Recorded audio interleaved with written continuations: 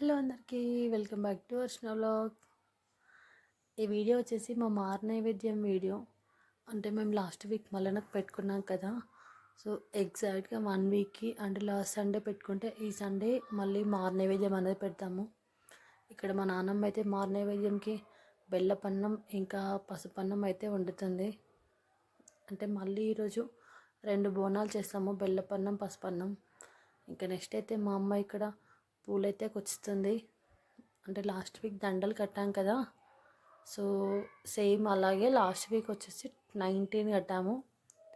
ఈసారి అయితే వాటికి 5 కడతాము. ఇక్కడ మా అమ్మ హాయ్ చెప్తుంది అందరికీ. ఇంకా నెక్స్ట్ అయితే మా నాన్నమ్మ వంకాయ కర్రీ అయితే చేసింది. ఇంకా నేను మా నాన్నమ్మ ఇద్దరం కలిసి ఇక్కడ బోనాలు అయితే పూజిస్తున్నాము.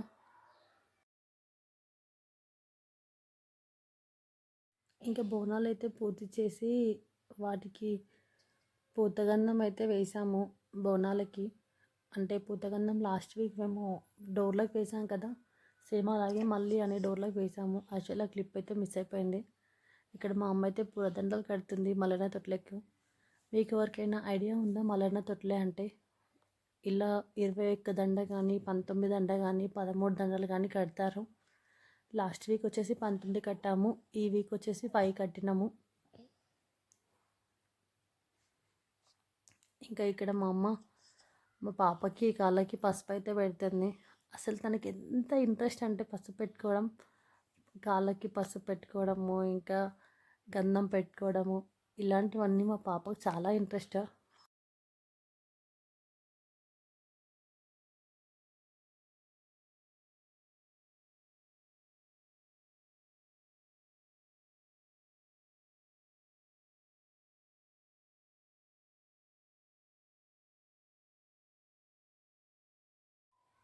ఇంకా అన్నీ అయ్యాక ఇలా నైవేద్యాలు అన్నీ పెట్టేసి, అంటే మేము లాస్ట్ వీక్ ఏమేమైతే బోనాలు చేసామో వాటన్నిటికీ మళ్ళీ అలా నైవేద్యం అయితే పెడతాము.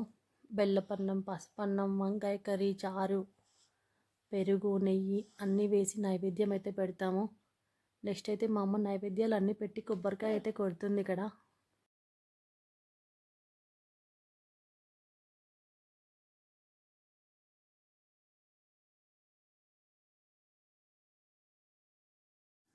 ఇక్కడ మా అమ్మ మా నాన్నమ్మ అయితే వాకిలి వరకు నైవేద్యం అనేది పెట్టి గుమ్మడికాయ అయితే కొడుతుంది మా అమ్మ.